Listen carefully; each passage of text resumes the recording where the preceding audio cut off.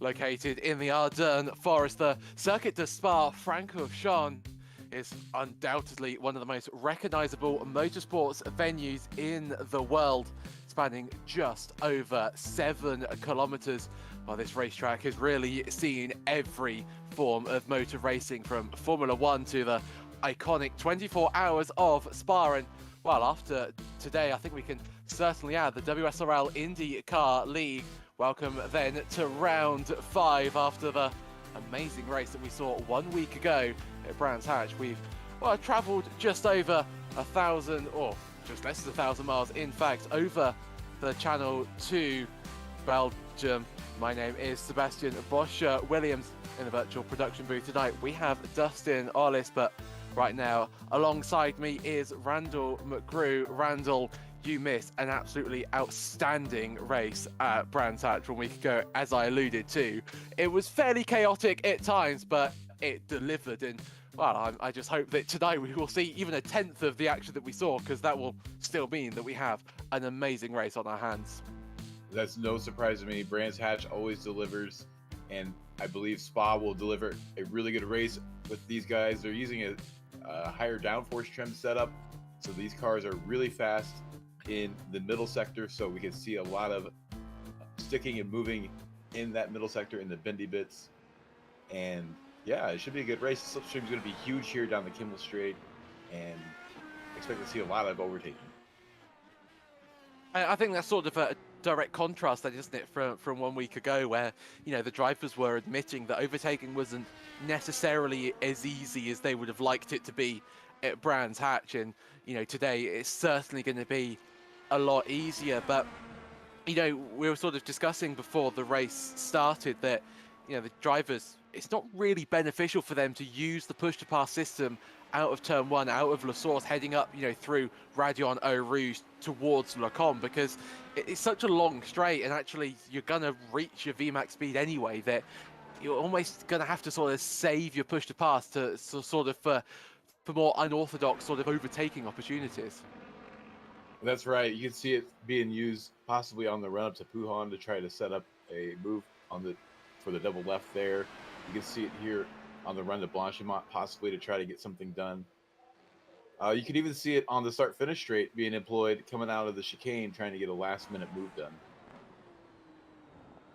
And that's really key, and I wonder if some of our drivers might just save that one last push to pass for the last gasp at the end of the race today. So qualifying then underway, almost halfway through the session, and lap times only now starting to head onto the timing board. Arnold, the fastest man out on the circuit at the moment. Mike Braun, a name that will be familiar to any sort of regular slow motion broadcasting watchers. He swapped the commentary booth for the cockpit, and Mike, having a debut, I do believe, in this series, currently finds himself in 2nd place.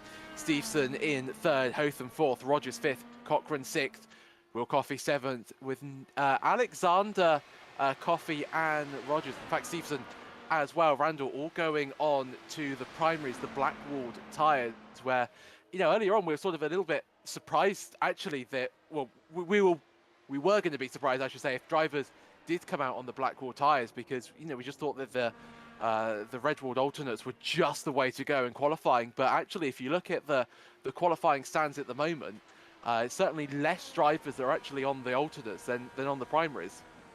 Yeah, it's a bit of a surprise to me. This seems like a race where you're really going to want to maximize your time on the reds.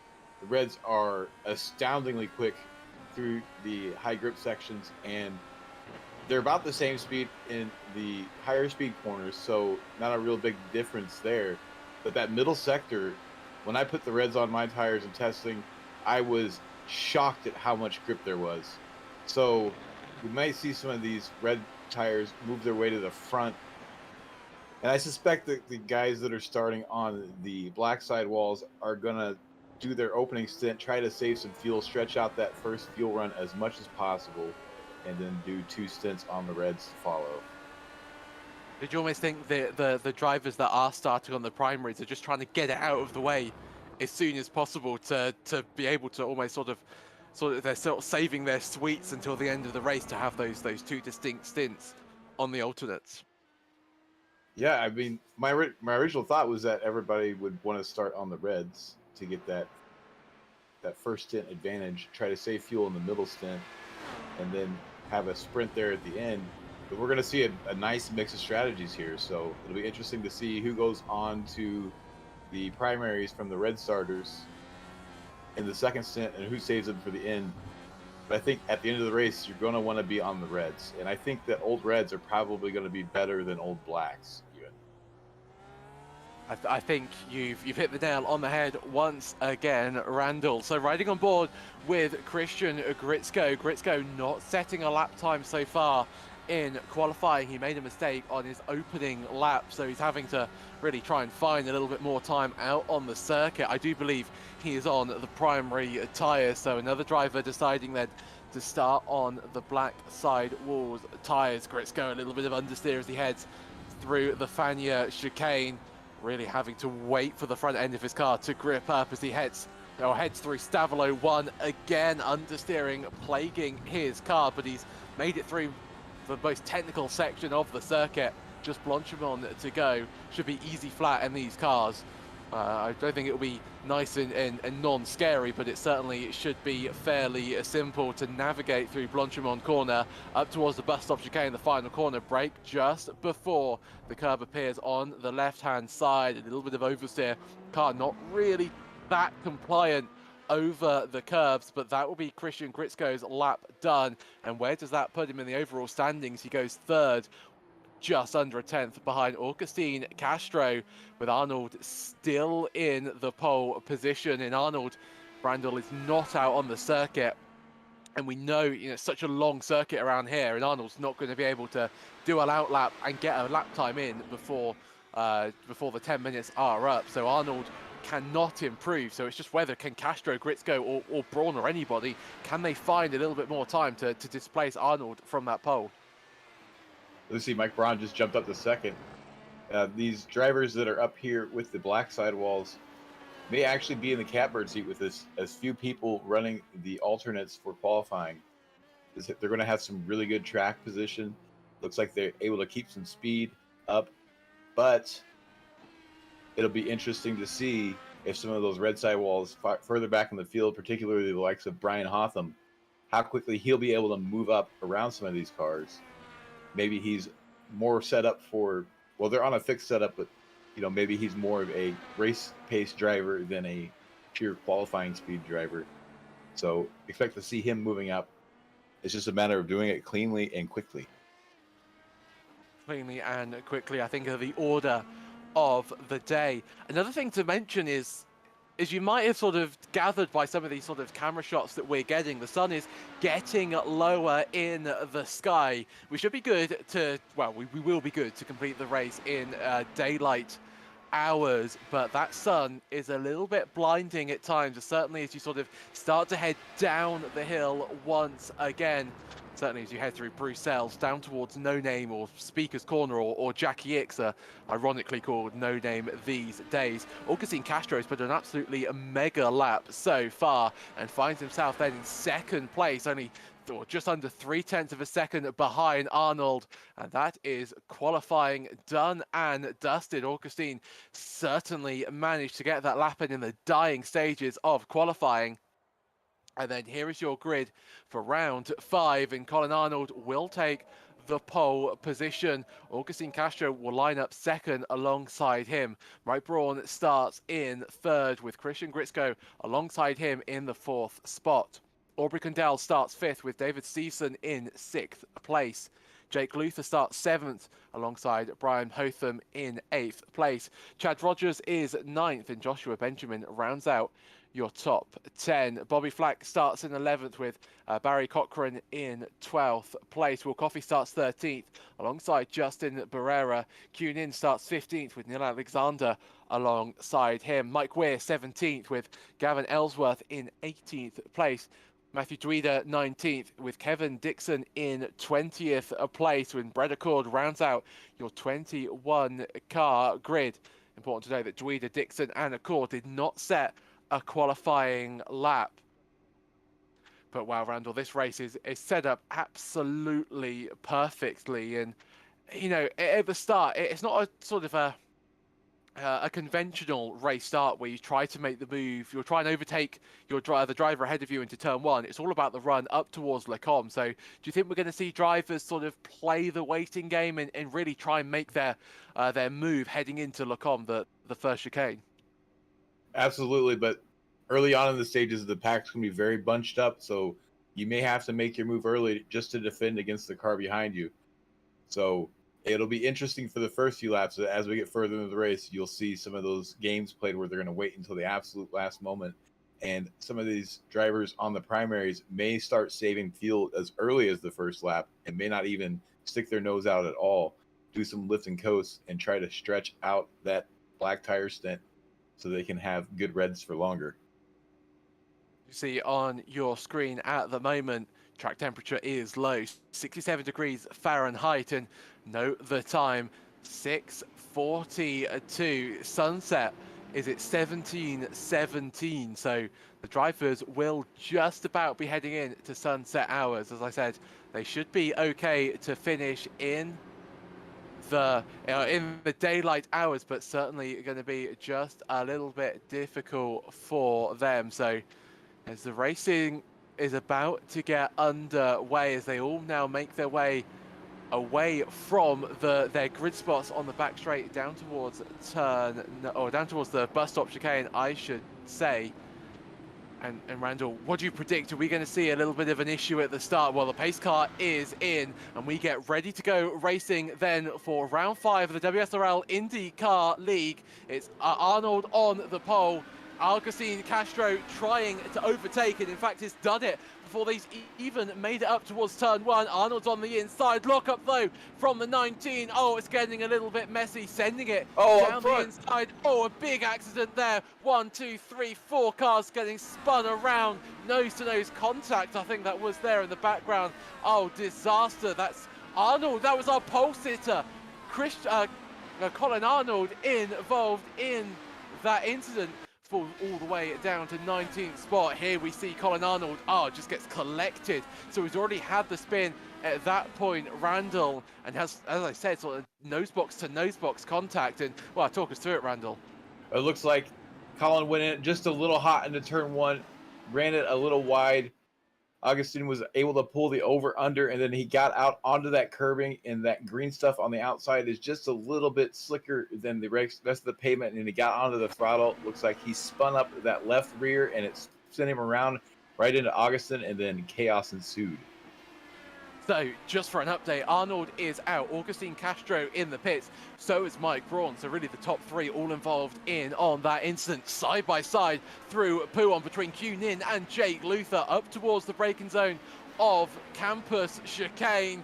And late under brakes goes Q Nin. Q is up 10 spots from where he started. That's in a matter of corners, let alone laps, that he's managed to make up those big gains. Luther already under pressure from Bobby Flack as they head round Stavolo 2 up towards Blanchimont. Luther off the circuit, really trying to push his Dallara IndyCar to the absolute limit. Flack goes to the inside. We'll have the inside line for Blanchimont. What does Luther decide to do? Does he decide to, well, put a little bit of a Max Verstappen-esque move to hold it around the outside of Blanchimont? Thinks better of it. Rogers sends it down the inside of Luther. Luther really losing positions hand over fist at the moment. Already 2 so far in this lap. Your leader then, Christian Gritzko, crosses the start-finish line. Luther still defending, but can't really go to the inside as much as he'd like because he has a Rogers there, certainly on the inside. Now it's Will Coffey having a little bit of a look, got the better run out of La Source, and as they head up towards Radion and Eau Rouge, and Luther's going to have to back out, and Luther, Randall has lost, 2, 3, 4 positions in the space of just as many corners. Luther really just needs to sort of arrest this sort of downward trend that he's got on at the moment and just try and gain a little bit of stability. That's right. You need to let things calm down, calm yourself down. Don't let the red beast take over, and just find your rhythm, find your pace, and if you're faster, you will eventually get around. Late move there from Q Nin. Flack managed to get by him as he headed into Lecom chicane, I should say. Bruxelles, though, proving a little bit tricky for Flack. A lock-up there on the front right won't be helping his tyre wear one bit. In the background, coming out of no-name corner, you see more action, any more side-by-side maneuvers into Puon. I wonder. That's wide there from Will Coffey, losing a place to Jake Luther. Luther on the outside, can he make the move? Done. As he head into the Fanion chicane, yes, he can. So Luther then retaking that 8th spot, but Will Coffey sends it to the inside of Stavolo 1. Great move by Will Coffey. Neil Alexander is trying to get involved in on the action as well. You know, you mentioned, Randall, that, you know, Luther just needs to find a little bit of consistency, but he just cannot find it at the moment. He's being absolutely bombarded. Flack under pressure from Q'd in through Blanchimon, they go. Q has got the inside line. Can he break late? Can he make the move? Not on this occasion. Further back, late move there from Neil Alexander down the inside of Luther. Will Coffey's already running off into the distance. Alexander makes his way past Luther, but Luther, his woes are certainly not over. He's got a Cord, Weir, Benjamin and Dweeder right behind him. Luther, though, holds on for P10, but locks up, goes deep into turn 1. There's a car spinning off in the background. That's Will Coffey. Coffey has made a mistake at turn 1 and finds himself very much facing the wrong direction. Oh, and I think he might have delayed one of the cars coming out of the pits. I think it might have been Mike Braun Randall that it was coming out of the pits and very much sort of saw a backwards facing IndyCar. Oh, he certainly did. Yeah, if it wasn't for bad luck, Mike Braun would not have any luck at all. He didn't really have much chance to react. We saw another car behind him had a chance to dive on the inside. He was pretty much stuck and had to wait for that car to get out of the way. So Hotham then 4th, Kunin in 5th with Flack in 6th spot. So Nin and Flack swapping positions once again. Jake Luther currently in 12th place. So Weir and Benjamin managed to get past him as we saw that lockup heading into turn 1. And that was another mistake from Luther, running wide through no-name corner as we ride on board with Matthew Dweeder. Dweeder's up 6 places so far. I had to guess that it might be 7 in a few moments' time. He gained so much heading up towards the Fanion chicane, heads into Stavolo 1. And Randall, you know, where would you be wanting to, if you were, say, Matthew Dweeder at the moment, where would you be wanting to make the move? Is it a sort of a little bit of a dive heading in towards the bus stop? Is it a turn 1 move? Where would you like to get the overtakes done?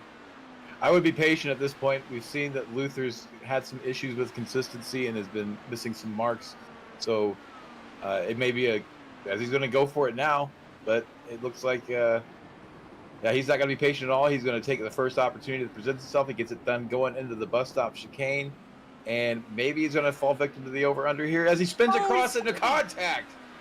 So Dweeder into the side of Luther. Matthew Dweeder got the move done heading into the bus stop chicane, but it all came undone for him on the exit of the bus stop. And there you see the damaged car of Luther just joining ahead of Matthew Dweeder. And that was such a good battle. Dweeder around the outside of Blanchimon. Stuff that legends are made out of, but Dweeder could just not manage all the horsepower, all the torque demand on the exit of the bus stop. Bredecord under pressure from Alexander as they head up towards Lecombe. Alexander on the inside, Accord trying to hold it around the outside, but is going to have to concede that spot. And Alexander now finds himself in 8th place, and Accord very wide on the exit of Malmedy. That's a lunge from Benjamin down the inside of Bruxelles corner. Joshua Benjamin really trying to make up some more positions in his opening stint. Currently is in the position where he started, so Benjamin would be looking to go forward in this race so far. Important to know that Brett Accord is currently on the alternate tyres. Randall, those tyres starting to just seem like they're falling off a little bit for Accord, and also for Hotham as well. He's lost a position to Aubrey Condell, so it looks like, oh, there's a big accident there. That's Ellsworth into the wall, and it looks like to me that he's taken both ends off that car. Randall, huge incident. Looks like he may have had some help here, and oh, that is a heavy contact with the wall. Looks like he got tagged in the rear end. I couldn't see who that was behind him. That was Augustine Castro. Oh, so Augustine. It's a tough look. Augustine Castro laps down after that first lap incident. Definitely looked like he had more speed than Ellsworth, but just mistimed that pass, tagged the back end of Ellsworth, and sent him hard into the barrier. Hard hit for Ellsworth, and Augustine Castro, as you rightly pointed out there, Randall was running a lap down. So this is the push to pass status then of the race. Gritzko and Stevenson both have used 2 push to pass uses so far. Kundal, Hotham and Kunin have not dared touch their push to pass button yet. Flack has used 1 and Rogers has already used 4, so really aggressive usage by Rogers. Flack pulls to the inside, tries to get past Kunin up towards the braking zone of Lecombe, and that is a move for Flack up to 5th spot. Rogers, what can he do? He needs to capitalize. He really needs to start moving forward in this race. Oh, what's happened to Accord and Alexander, both simultaneously falling down the order? Our timing software indicates that they're both off the circuit. Kunin locked up. Oh, and Accord spins the car heading out of Lecombe up towards Malmedy corner and gets tangled up with the 27 of Neil Alexander. Oh, you've got to feel for Neil there, Randall. Nothing that he could have done by the looks of that replay. Just an innocent bystander in a mistake for Brett Accord. It's an easy place to lose the rear end of the car. Coming through there, you're trying to carry as much speed as possible. It's easy to overdrive it. And the geography of the track there makes it want to oversteer pretty naturally. And Brett Accord erasing a lot of his gains that he got early in the race. Now he really needs to nurse those tires through this first stint to bring it home and have a chance to gain any of those positions back. So if you were Brett Accord at the moment, how would you nurse the tyres? Is it all about managing temperature or about managing load? You know, sort of, if you can sort of explain how you would go about sort of saving the tyres at this phase of the race. So you're definitely not pushing as hard as you normally would. You would brake a little bit earlier. You may even do a little bit of lift and coast, not so much to save fuel, but just to save load. You don't want to transfer the load between the tires very quickly. You want to try to minimize your steering inputs. Be more gentle with the throttle application so you're not spinning up the rears and heating them up and just trying to manage those heat cycles. Really interesting insight there. Thank you very much, Randall. Aubrey Kundal is catching up to Stevenson 0.3 of a second, separates second and third. The top 3 all on the Blackwall primary tyres. So everybody should be, well, here or thereabouts on the same sort of tyre strategy, on the same tyre life. So it's all about who's quicker at this phase of the race. Ellsworth, the driver that was involved in that huge accident heading up towards the Fania chicane, is out on the racing circuit once again. Good to see him back out and racing. Stevenson heads through Pouon corner up towards the Fania chicane, with Aubrey Kundal just gaining a little bit at each corner, really starting to hassle and hustle Stevenson through the Fania chicane up towards Campus corner, or Stavolo 1, depending on what track map, what track guide you're looking at. So many corner names for this historic circuit. Through Stavolo 2, up towards the run, towards Blanchimont corner. Kundal gaining in the slipstream. No push to pass uses yet from Kundal, but he's getting so close to the back of Stevenson as he gains just a little bit more. Does Aubrey decide to go for a move? No, lifts and coasts. Does exactly what you were saying, Randall, either for tyre wear or for fuel, or maybe a little bit of both. Aubrey Kundal very happy to just wait his turn, just ease up to the back of Stevenson. And it seems like Aubrey Kundal is definitely going for the long game at the moment as he heads through turn 1. But this is just setting up to be such a great battle tonight. Their fuel load is good for about 9 3/4 laps if they don't save any fuel. The slipstream itself helps you to save fuel. Doing some lifting and coasting, you should be able to easily get 10 laps in on the black tire stint. You don't necessarily want to do 10 laps on the red tires. But if you can stretch out this black tire stint, it's going to make your red stints shorter and faster. And if you're exceptionally good at fuel saving, you may even be able to get 11 laps out of these black sidewalls. I think we've had a little bit of an issue out on the circuit for Will Coffey up towards the bus stop chicane. Is he going to do what we've seen other drivers do today, light the rear tyres out of the final corner? Yeah, Will Coffey really finds out that these are unforgiving cars, especially in the heavy traction zones. Stevenson not befitting the same fate at the moment, but really pushing the limits through Pouon corner. The car dancing around at the rear. Just sort of feels that Kundal can sort of start to sniff second place, and Stevenson looks to be struggling with that pressure just a little bit. But it's really interesting what you say, Randall, about, you know, the tyres are, or the fuel's good for, you know, 9.5, maybe 10 laps if you can do a little bit of fuel saving.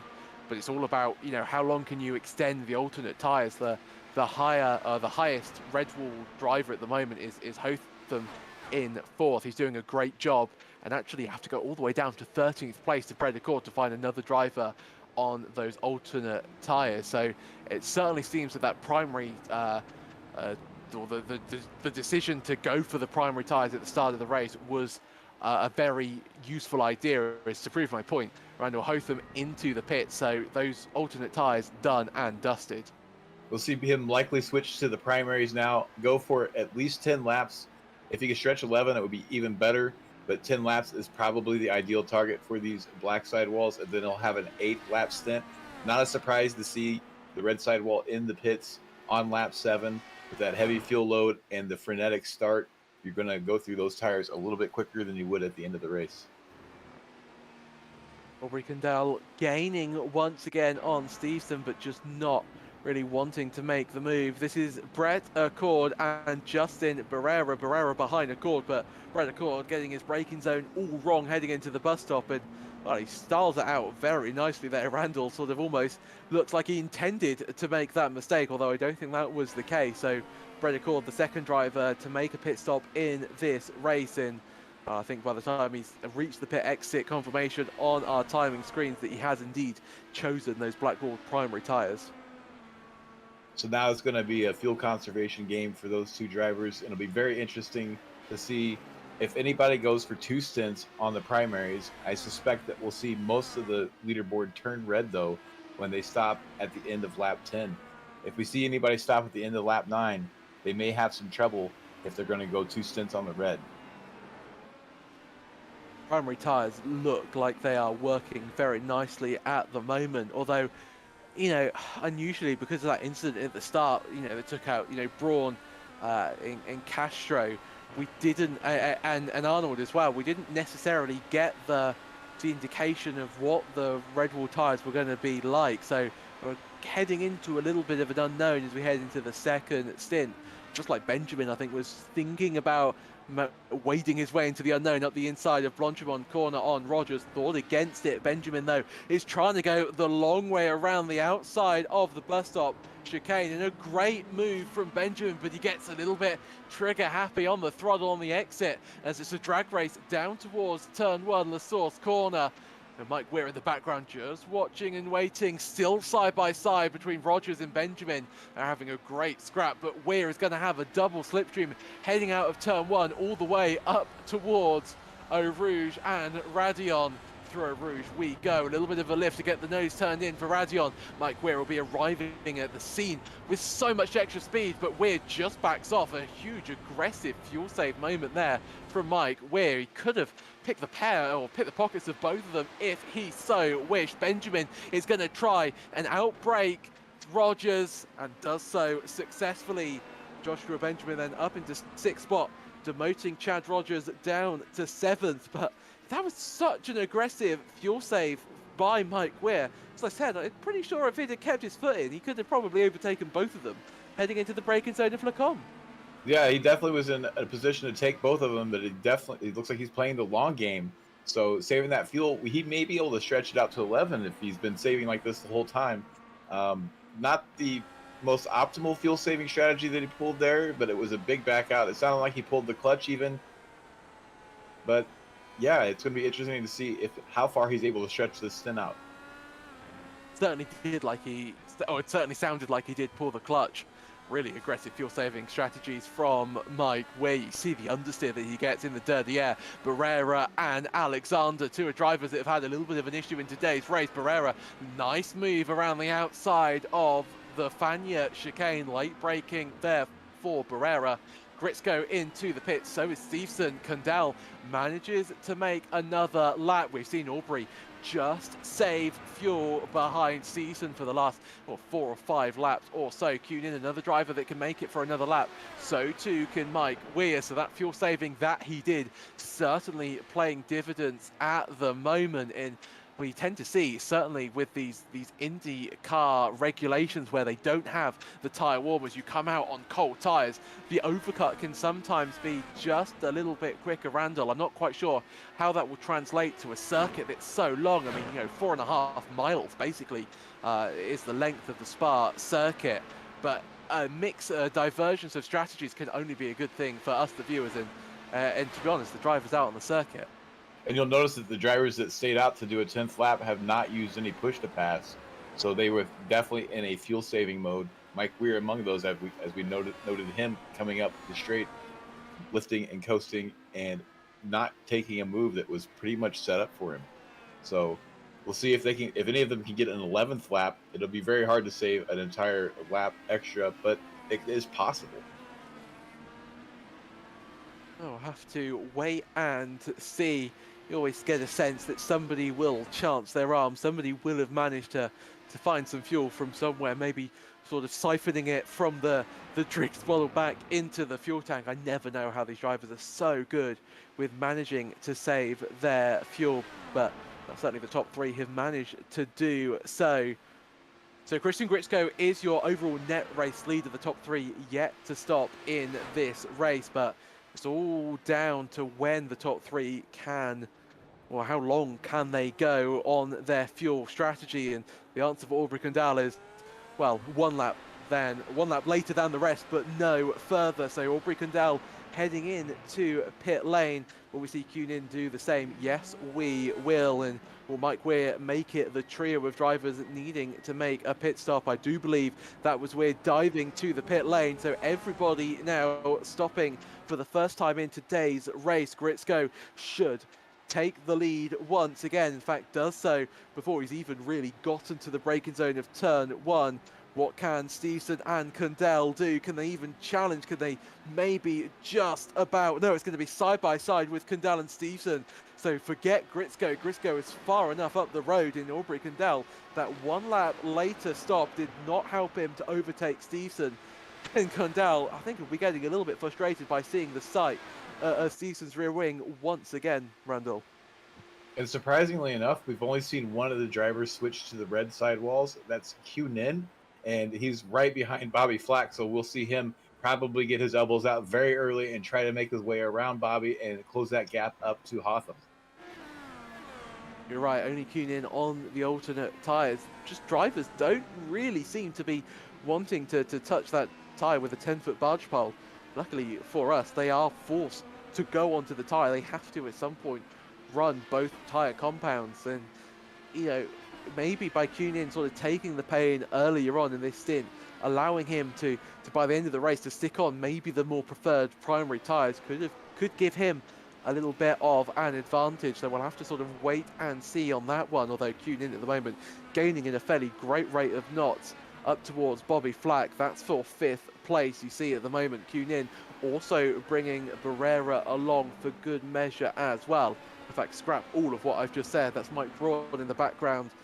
Mike Braun, of course, a lap or so down after the unfortunate incident at the start of the race. And I mean, very quickly touching on that, Randall, Mike, he's such a nice guy. I always enjoy, every time we're in the commentary booth together, and he must be heartbroken because it was such a good debut race from him. I mean, he was so quick in qualifying.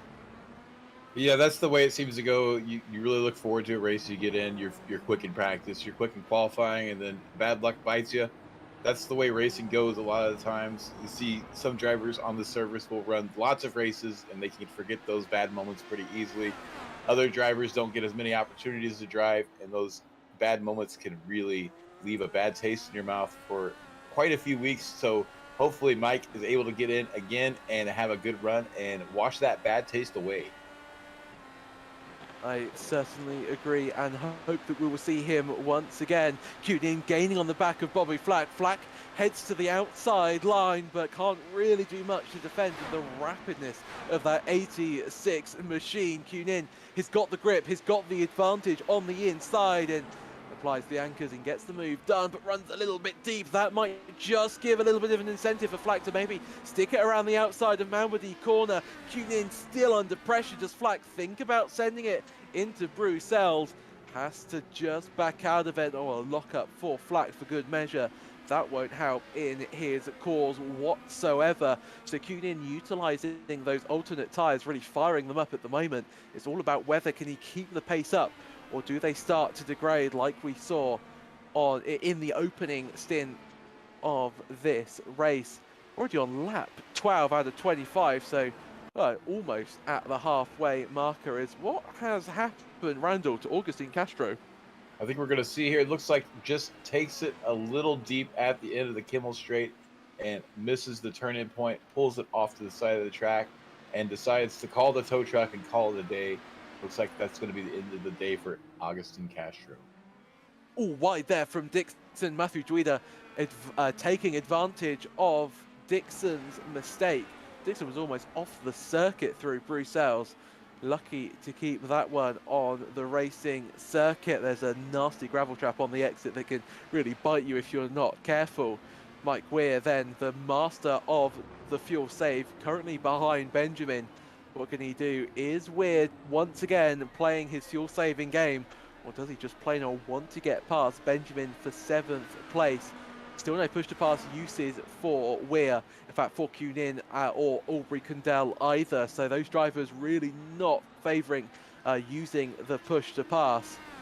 I wonder though, will Weir decide to start using them, to start eating into his allowance now that he's trying to make his way through the field? Up through Radion corner in the slipstream goes Mike Weir. Will he pull out to the inside, or will Benjamin try and defend? You can almost get a sense of how hard the driver ahead is going to fight by where they place their car for Lecombe, and well, by that body language of Benjamin's car, didn't really want to fight the move too much, and Mike Weir finds himself up into 7th place, and an easier move than Cunin had on Bobby Flack a few laps ago.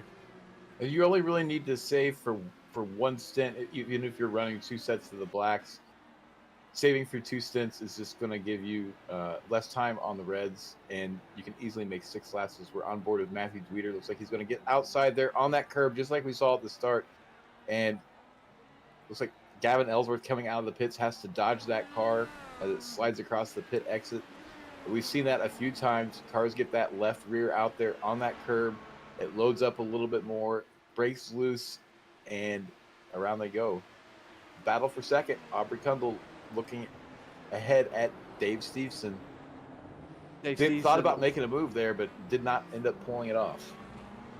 So David Stevenson once again under pressure from Aubrey-Cundell.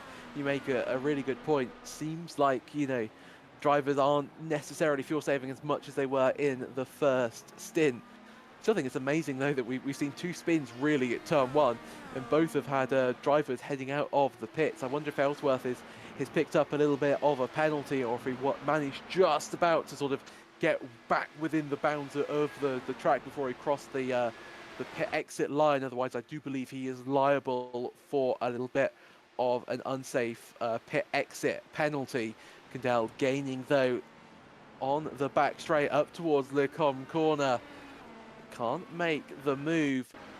Just sort of still seems that Aubrey's a little bit hesitant, whether that's fuel saving or tyre saving, I'm not sure. What has happened to Will Coffey? Is it going to be another sort of traction limited moment out of the bus stop chicane? And that's exactly, Randall, what's happening. And just sort of, you know, you said you did some practice laps earlier. Just give us a sense of how difficult it is to control the car coming out of the bus stop chicane, because it's really proving tricky for our drivers. In fact, hold that thought. Almost three wide on the back straight, up towards turns 3. Mike Braun, a lap down, really getting involved in on this battle between Alexander and Barrera, but Barrera makes the move on Alexander, and poor old Mike Braun just has to sort of weigh in the wings and just sort of watch the battle unfold up ahead. But he's entitled to make the move, but it's not necessarily the most sportsman-like thing to do. Oh, But a big accident from Alexander. Shoots across the track and heads into the wall. Massive accident for Alexander, you have to say. Randall, talk us through it. this is how he was dealing with a little bit of understeer on exit, got all the way out there to the curb, still had quite a bit of lock in the wheel when he started to apply the throttle, had that left rear up on the curb like we've seen it turn one a few times. It just broke loose on him, and he was a passenger once that car started to go. So, that sort of ties into our point nicely. I will make this point at some point, because Stevenson gets wide through turn one, gives a huge opportunity for Kundell to make his way past and up into second. And by the time they've reached their roofs, that's exactly what has occurred. Stevenson down in third, but he now has the benefit of the slipstream. Does he decide to use a push to pass? No, he doesn't. Just relies on the extra speed that he'll get running in the slipstream. But Stevenson can't make the move, and Aubrey Kundell then will run in second place for at least a few corners or so. But once again, Randall, we're seeing drivers really struggle with the traction coming out of the slow speed corners, and even, traction front limited as well. These cars look really difficult to drive out there at the moment. Yes, they are very difficult. Bruxelles is particularly difficult to drive. While you have a lot of grip and a lot of downforce on this setup, it's very easy to overdrive the entry of Bruxelles, and it almost always ends up being understeer on exit as you're trying to wrangle that car around the corner. They're using a very tall gear stack, so first gear is getting a lot of use around this course. And that's where we're seeing most of these drivers have issues, is when applying that throttle in first gear. And it's long enough that it gives you a lot of confidence and almost lulls you into a sense of security that you can really mash it. And once you kind of get complacent with that and start mashing it, you start to see incidents like we've had at the exit of the chicane, the exit of turn one, and what we just saw at the exit of Bruxelles, where you mash that throttle, spin up the rears, and go for a bit of a ride. Matthew Druida heading into the pit should be able to get to the end on that final stop. Bobby Flack, though, gaining on Q-Nin, the late braking lunge. But locks up. Can he make the move? Yes, he can. Sideways was Bobby Flack. Supreme car control on display from the 88 car. And Q-Nin, I think, is going to have to just accept that move, because that was very Kimi Raikkonen-esque, sort of Hungary a few years ago. All locked up, really not in control of his car, but, well, it doesn't really matter. And Flack even has a better run out of turn one. And Q-Nin really on the back foot. And once again, Randall, those alternate tyres, they looked quick early doors, but now just starting sort of to lose their pace. And Flack able to make the move, even if it was a little bit sideways. So we'll see most of these drivers on that red sidewall at the end of the race. They'll have about 7, possibly 8. For some of the drivers, it'll only be 6 laps on those tires. But I don't know if you noticed in that previous shot, there's something missing in the sky. That sun is creeping down below the mountains. It's going to start getting very dark here very quickly for this last stint. And that's going to become a real problem for these drivers, because famously, iRacing's rendition of the Spa circuit does sort of struggle from being so easy to get a 1x around some of these corners, and only a 12 instant limit before you end up having to come into the pit lane. You see where, just, as you started to mention, we've lost the sun. That's exactly the time, Randall, that the sun sets. So you've picked that up at the exactly perfect moment. But, off tracks are really easy to get around here. And if you've got less light, you're more likely to pick up a 1x or a couple. So drivers are really going to have to start watching pretty much everything: tires, fuel, off tracks, the light. It's not easy out there for them. We may have a few drivers that are tech savvy enough to have something set up where they can adjust their monitor display to help aid them in the dark.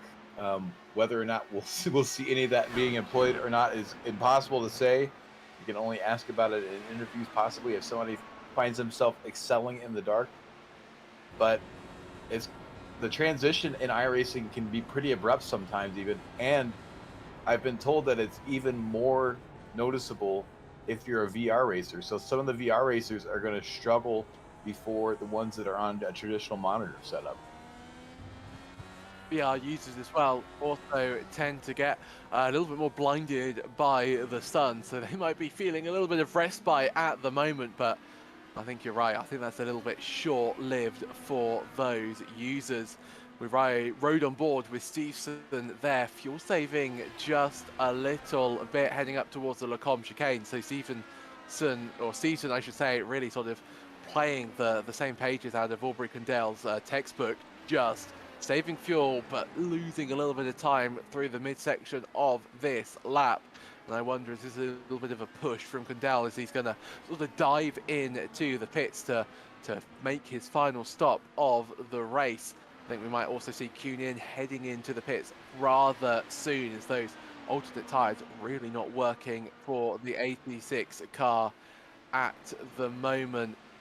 I think, Randall, why don't we have a little bit of a look through our field, and you can start with our race leader, Christian Gritzko, who has just excelled at this race so far. So far, the race, his lead after the initial stint, he was able to open it up to about 3.5 seconds, and it stayed pretty steady there between 3.5 and 4 seconds, maybe employing a bit of fuel saving this stint. But so far, he's had a pretty clean run and not much in the way of challenge. We're back to Aubrey Condell in P2. Aubrey is, if he can close the gap up to Christian, could be our first repeat winner of the season. Has spent most of the race behind Dave Stevenson, but has managed to get around him and is now in P2 with Dave Stevenson behind, as we've mentioned. Dave may be employing a bit of fuel saving this stint. These three drivers all did 9 laps on their first stint. Bobby Flack now free and clear as Q-Nin has pulled into the pits in P4 in a bit of a bubble here. 11 seconds ahead, 11 seconds behind. He's just trying to bring home the groceries at this point. Joshua Benjamin in P5 with an 11-second gap up to Bobby Flack and 6 seconds behind, also in a bit of a bubble, though we've seen him in a lot of action this race. Chad Rogers in P6. He's got Brian Hotham hot on his tail. Hotham started on those red sidewalls and is now on the black sidewalls. It'll be interesting to see which tire choice he makes for the last stint, if he stays on the blacks or if he goes back to the reds. But he's looking very, very eager to get around Rogers here. And it looks like we have another issue with Will Coffey as he's making the run up to Eau Rouge and Radion. And it just gets a little too much curb there at the apex of Radion, and it collects another driver in the process. I believe that's Neil Alexander maybe involved. Certainly looked like the livery. Yes, it was Neil Alexander getting caught up in Will Coffey's incident. So a driver really struggling with rear grip. Don't like to see a step back from my monitor, seeing a car go sideways, sort of up towards Radion corner, even though we're in sim. Such a dangerous portion of the circuit. What happened to Brian Hotham? Side by side with the number 4 car. Rogers dives into the pits. I wonder if that was planned or if Rogers sort of decided that the game was up and just wanted to try something different. Brian Hotham then up into the 6th spot. Q-Nin in 7th. Is Q-Nin Randall been in for a second time? Because if so, he's really happy to play the alternate game, as it were, and come out on 2 sets of red sidewalled tyres. So Q-Nin, even though the pace wasn't great on his first stint, has decided that's the tyre that he wants to bring to the end. And, well, he's got to set about trying to catch up to Hotham and making a few overtakes. So certainly one to watch is Q-Nin. Yes, he has come in for his second stop. He is on the red sidewalls again, and he is primed to jump Hotham when Hotham comes into the pits. So I suspect that Hotham will look at whatever tire that his competitor was switching to, since he pit early, and is going to attempt to overcut and probably switch to the same compound to try to get that pass done, completed, and stay in front. So almost all of the drivers will have to come into the pits and get some more fuel to get to the end of the race, but crucially for most of the drivers, have to run the alternate tyres, which have not necessarily have been the tyre compound to be on so far in this race. And Christian Gritzko heads to pit lane, so your race leader into the pits. Does Kandel manage to go an extra lap? Yes, he does, even though he was ahead of Stevenson for half of that stint or so. Kandel still managing to find a little bit more pace out on the circuit, a little bit more pace and fuel saving as well for good measure. Great stint from Aubrey Kandel here today, and still has not used any of his push to passes, along with, Nin, Weir, Barrera and Dixon. Drivers really adverse to pressing that push to pass button. Gritzko out, unsurprisingly, on the alternate tyres. So too is Stevenson. And I just sort of wonder, Randall, if the alternate tyres aren't the compound to be on, if the primaries are the better race tyre, that if Kandel can sort of reduce the amount of time that he is on the alternates, wouldn't that, really sort of solidify or give him a chance at actually getting the race win today? It definitely gives him a really good chance. He's only going to have to do 5 laps on those red sidewalls, so even if he is not ahead of Christian Gritzko coming out of the pit stop, if he can catch him, he can put the pressure on. That 6th lap may be enough to cause Gritzko to run wide somewhere and set up a move for Kundal. So this race is definitely on. That's what we like to hear. So Kandel still out on the circuit. The lap's so long, but he's not even had the opportunity to head into the pits. Riding on board with Joshua Benjamin, trying to find his way past Justin Barrera. Barrera currently in 8th place. Through Bruxelles we go. Benjamin on the alternates, Barrera on the primaries. So in theory, Benjamin should have a little bit more grip, but, well, immediately disproves that theory by having a boatload of understeer heading through no-name corner. Puon, well, this time it's Barrera's turn to run a little bit wide as Aubrey Kandel does head into the pits. That looked a little bit of a late slowdown from Kandel, but didn't lock up. Looked like that was all in control for him. I just hope, for Kandel's sake, for our sake, for the overall race win, that Aubrey hasn't picked up a little bit of a speeding penalty as he heads into his pit box.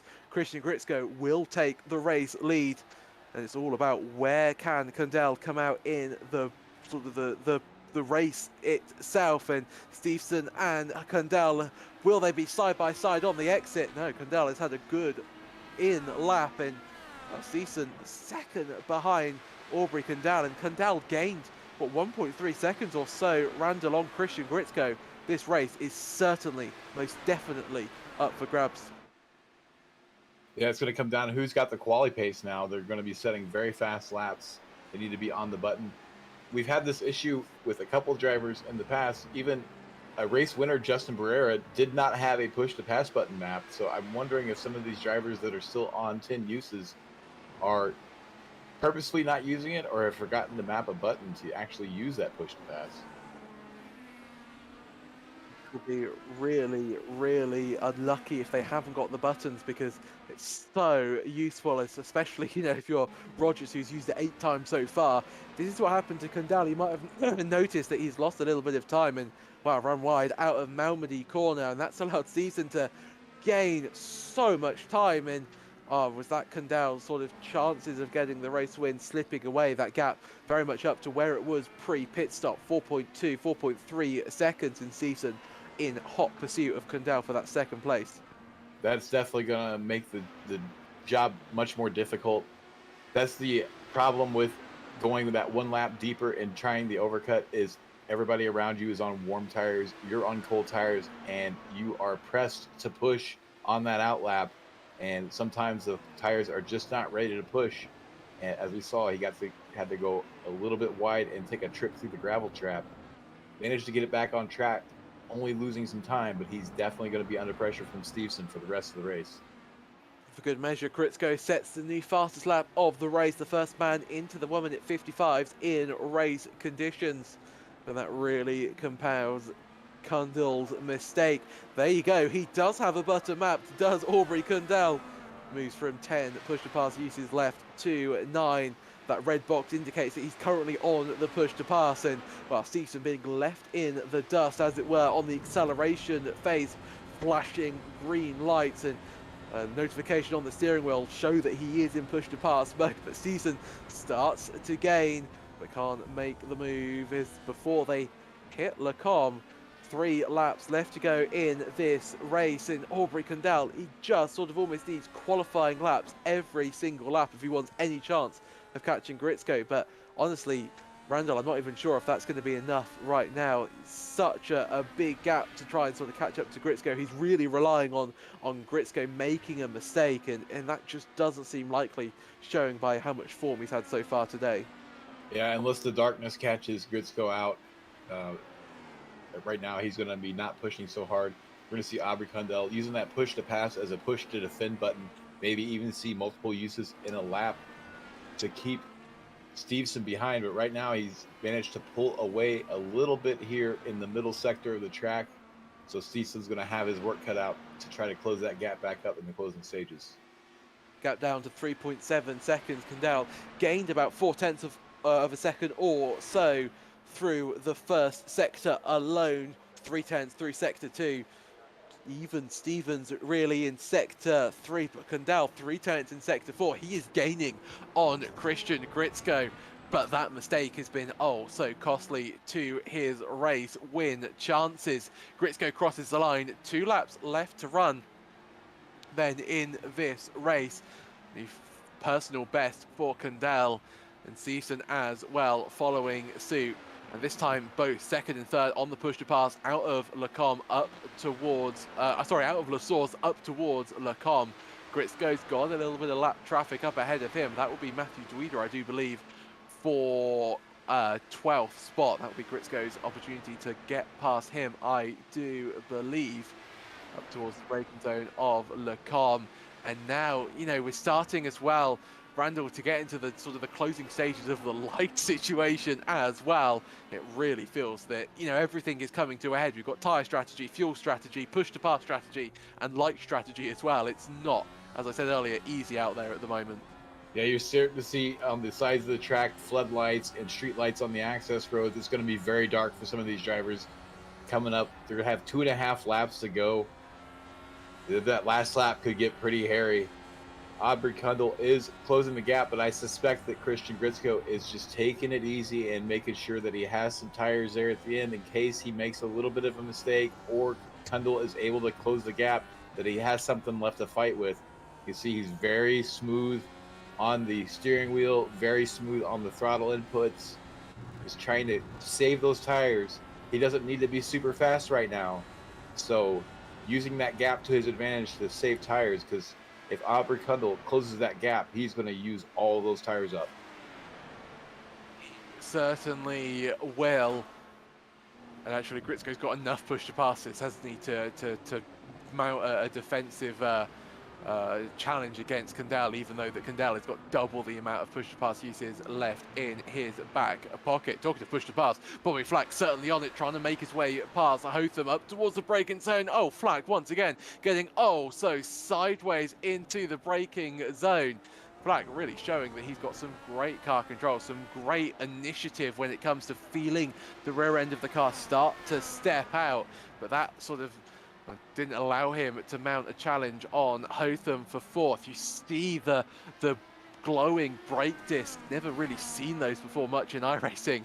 Just goes to show how dark it is out on the circuit. They've started lap 24 out of 25, so they've got, about 14 kilometers, 8 miles left to go in this race. It's a race really now, Randall, between the sun, between everybody. It's such an intriguing race. Flack on the push to pass once again, rides alongside Hotham, sends it late under braking into Lacombe and gets the move. So Flack now up into 4th place, but the light is starting to become a really big issue, and I think they'll just about make it, but it certainly will not be easy. Yeah, I think they're going to make it. You're right. Bobby Flack looking very aggressive, putting the move on Hotham there with the red sidewalls. He should be good for the rest of the stint, though the last lap could get a little hairy for him. Might see Hotham fight back, but you have to wonder. We've seen Bobby Flack go across the sausage curb on the inside there at the bus stop chicane a couple times. There may be some concerns that he has damage to the floor of the car. That could make him vulnerable to an overtake on the Kimmel Straight on the last lap. Have to wait and see, getting close to that final, that mystical final lap around Spa, where everything really comes to a head. We've seen it in real life, we've seen it in sim, and I wonder, will we see it once again? Gritsco will be hoping, praying that it's white flag. Of course it will be. It's a lapped race rather than a timed event, so Gritsco just needs to survive one more tour of this Spa circuit.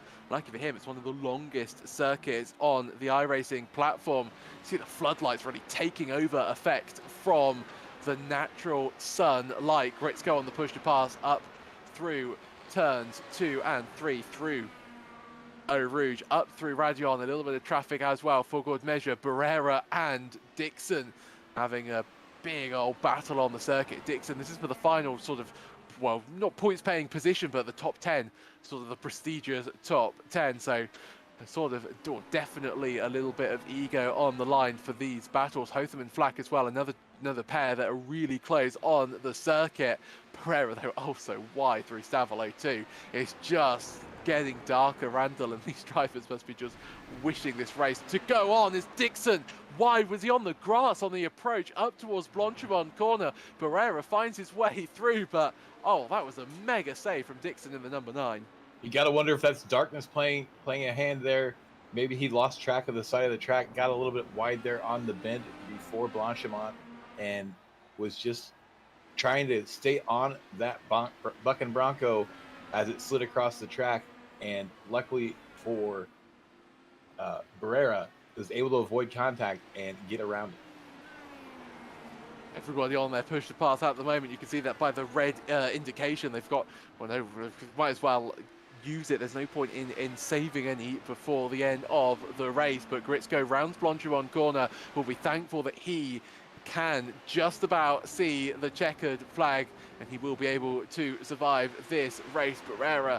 Dixon and Barrera still battling it out on the circuit up towards Lecombe. Barrera still in the lead of this battle. Christian Gritsco, though, does cross the line to win. A superb race by him. Aubrey Condell finishes in second. Why does it say that Stevenson is out of the race? Oh, a little bit of contact between Flack and Hotham, and that's allowed Bobby Flack to keep third place. Stevenson is falling down the order, so what has happened to the 777 car, I wonder. I don't even necessarily think that he's made it to the end of the race, so I'll have a look at that. Randall, you just have a look at Chad Rogers, who is just about to come through the bus stop chicane for the final time. Chad Rogers bringing it home. It looks like it's going to be 7th place after battling with Brian Hotham earlier in the race. Behind him is going to be Mike Weir coming home in 8th. See, Mike employs some fuel saving very early in the race and is able to bring it home 9 places above where he started, as we're on board with Kevin Dixon, who just had that wild ride. As he's going to make a late move here on Justin Barrera. Not able to get it done, but he may have a chance here. Barrera gets a little bit loose on exit. Dixon has to lift just a little bit, and Barrera is going to win that drag race to the finish line. Going to bring it home 9th with Kevin Dixon in 10th. Kevin Dixon gained 10 spots from his starting position, and we're going to watch Gavin Ellsworth bring the car home now, up 3 spots from his starting position in 15th. It looks like he may be the last car out on track, and it's getting very dark, so they ended the race just in time. It would be a nightmare, especially if you're in a VR. Right now, it's going to be nearly pitch black, as you see. He's overshooting. Oh. I wonder if he is in VR and is having problems seeing the marks on the track, because I think he probably is. Ellsworth, the final driver, then to cross the line. So it looks like Stevenson didn't manage to make it to the line. He managed to complete 24.98 laps. The race, of course, was 25 laps, so he's managed to stop 0.2 of a lap short of the line. Whether that's fuel, whether that's an instant, I'm not quite sure, but heartbreak for Stevenson, because it was such a great race, running in second and then third for well, the whole the whole of the race. So I can here tell then you what happened. It looks like his connection dropped there just within sight of the finish line. So heartbreak for Dave Stevenson. absolute heartbreak for Stevenson. He'll be absolutely gutted after a stunning performance for him. Well, here then are your race results. Gritsko takes the race. Christian Gritsko wins from Aubrey Kendall by 2.1 seconds in the end. And Bobby Flack, after Stevenson's connection issues, finishes on the podium. Hotham in 4th. Kunin finishes in 5th with Joshua Benjamin behind him in 6th place. Chad Rogers finishes in 7th, Mike Weir in 8th, Justin Barrera in 9th, and Kevin Dixon wins out that battle loses the battle, I should say, to Barrera, but inherits 10th place either way. Stevenson will have to settle for 11th spot, Dweeda in 12th, Barry Cochran 13th, Mike Braun in 14th, Gavin Ellsworth in 15th place. Alexander finishes 6 laps down, and the first of our retirees from today's race. Will Coffey, another retiree. So too is Brett Accord. And then Augustine Castro, Jake Luther, and Colin Arnold all involved in that opening lap incident and did not take any further part. Certainly your pole sitter Colin Arnold did not. But wow, Randall, what an absolutely amazing race that we had today. Such an absolutely enjoyable race. And just to make it even better, I think we have Christian Gritsko ready to come and talk to us about his race. And Christian, welcome to the commentary booth. Well, that looked fairly fun out there for you. At no point where you really challenge, you could sort of just drive your own race, but you had to do a little bit of avoiding it at the very start. Oh, definitely. I felt kind of bad that the 2 top drivers got taken out at the beginning. I would have really enjoyed a battle with those 2 guys, but it is unfortunate. But yeah, for the most part, it was just managing my tires and not messing up because I do have a bit of a history of messing up on my own. But it was a boring race for me, which is usually what you want when you want to win. I mean, you don't mind boring as long as you get the top step in the end. We're just sort of having a look at the replays at the moment of the opening corner where it all went wrong for the drivers ahead of you. How are the tyres there? It looked like, the alternates, the Red Bull tyres, weren't necessarily the best tyres to be on. Is that the impression that you got from the cockpit as well? It looked like it on the first lap, but I didn't know what the actual feel was until I actually had to switch to alternates in the final stint. That out lap coming out of the pits, the tires just didn't have any grip. I almost went off track a couple times, just there was so much understeer, so I can only imagine how much more difficult it was at the very beginning of the race. Yeah, I can certainly imagine. And I mean, it's not a track that IndyCars come to at all in real life, but how does, the new IndyCar feel around Spa? Is it a good combination? I think it is. This track in particular is usually pretty good with open wheel cars, but the push to pass here, you can pretty much use it for the entire length of the 2 major straights, but it does use up a lot more fuel, and I did go into the pits a bit too early in my first stint, but overall it's a fun car to drive on this track. Certainly the impression we got from the commentary booth. So 1 week's time we head to Nürburgring, another sort of uncommon track for the IndyCar. Do you think that's going to be as fun, and do you think you might be able to share some of the success that you found tonight? I haven't really tried out the IndyCar at that track yet, but with the final chicane, I know that'll be a bit tough because the suspension is pretty stiff on these cars. But I think it should be pretty fun. Open wheel cars and those kinds of tracks usually come with close racing. Well, we look forward to it. Congratulations, Christian, on your race win. Before we let you go and celebrate, is there anybody you'd like to give a shout out to at all? Just any of my friends watching from work. I hope you guys enjoyed the boring show, but I'm pretty sure those pretty good battles behind me, so shout out to all those guys. Awesome. Well, once again, Christian, thank you so much for taking the time to come and to talk to us in the commentary booth, and I'll see you in 1 week's time when we head to the Nürburgring. Of course. Thanks, guys. That was Christian Gritzko, your race winner. Randall, if you managed to find anybody sort of lurking around the paddock at all? We have P2 finisher Aubrey Kundle. Aubrey, good race there. It looked like a little bit of a hairy first lap, having to dodge some wrecking cars. But tell us about your race. Yeah, no, it's a good race. I kept it pretty clean. I did get a 4X going into that first corner. I just barely tapped the guy in front. Luckily, no damage. Missed a carnage, and then I just tried to fuel save a little bit and take it easy. I was just trying to keep it on the track for the most part. So that gap was about 4 seconds coming into the last pit stop, and you switched to the reds. How hard were you pushing on that outlap? We saw you ran a little bit wide there at Malmedy. Yeah, I was pushing a little too hard. I thought they were going to be a little better than that, and I knew he had 4 seconds, so I had to push it. And he was already 1 lap in, so I was trying to push it too much. So it seems like you had a really good view of Dave Stevenson's rear wing for the first half of the race. How happy were you when you finally got around him? Yeah, no, I was happy to sit behind him and just kind of save fuel. He had a good pace going, and then he kind of started messing up a little bit, and then that's when I went ahead and went around. So the light was certainly an issue. We saw that the darkness crept in at the end of the race. How did you find it out there with the changing light conditions? Yeah, I thought the track got better for me. I thought I got a little more grip, and then it kind of worked out because that's when I wanted to push it. Well, good race. Congratulations on P2. We thought you might be our first repeat winner of the season, but maybe next week you will be. Anybody you'd like to shout out or thank? Yeah, again, I'd just like to thank the Wrong Stuff for putting this on, and thank you guys for broadcasting, and everybody have a good night. All right. Good race. Congratulations on P2. And that was your P2 finisher, Aubrey Kundle. And it looks like, Seb, I think you have our P3 finisher, the wild man, Bobby Flack.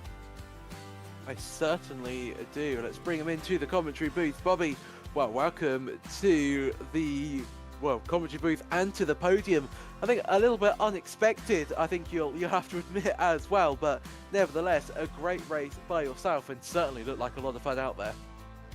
It was a blast. And thank you guys. Yeah, that was a bit of a shocker. First of all, I was chasing Brian down and was so focused on him. I looked up at the end, and a guy in my Discord said, "Oh, you're third." I'm like, what? So hey, it sucks for David. That's a terrible break for him to get disconnected, but I'll take the points. Yeah, I mean, as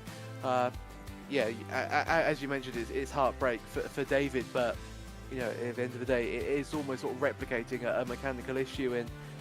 And I mean, it looked like you had so much fun out on the circuit today. And it sort of makes a difference from 1 week ago when we were at Brands Hatch, where at Spa you can overtake, you can sort of run side by side, and it just looked like an absolute blast. Yeah, I'll say in the past I've run a lot of GT3s and stuff, and Spa has not been my favorite track, but it was made for open wheel cars, and that was so much fun out there. Brands Hatch, that was miserable. So yeah, so this was quite a nice change, and yeah, just a lot of fun. Just kind of got screwed up at the start. I qualified bad, and I wasn't in the wreck, but I had to make my way through it, and I didn't have the pace to make up any ground on those front guys. Yeah, I think the field was split fairly early on because of that first lap incident. And the light, was the light an issue for you? Of course, we were sort of running into the sunset, and by the end it looked fairly dark from our camera angle. Did it feel dark from the cockpit, or was it a little bit better? I didn't even honestly notice a change from the beginning to the end or any of the time. There's so much going on in these things. Even on the long straightaways, you barely have time to look around, and especially when you got traps. So yeah, apparently it didn't cause an issue because I did not even notice. Well, fair enough. And before we ask you if there's any shout-outs you'd like to give, I think Randall's got a question for you. Hey, Bobby. Randall here.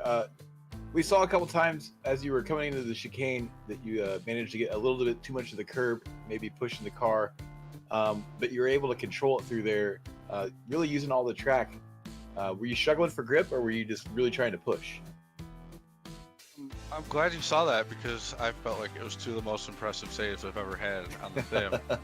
Especially the first one, especially. I don't even know how we're having this conversation, if I'm being honest, because I should not have been able to drive away from it. I overcooked it the first time for sure, and then I think I skipped the curb while going too fast. Second time, yeah, I don't even remember. I think I got too kind of, I was trying not to hit the guy in front of me and just mistimed it all and kind of freaked out because of that. So yeah, it was interesting. A little more sideways than I'd ever like to be in an IndyCar again. Yeah, that first save was quite impressive. So before we let you go, is there anybody you'd like to shout out or thank? Yeah, I just want to thank all my, well, I mean, I'd be listed my team, Empire Racing teammates.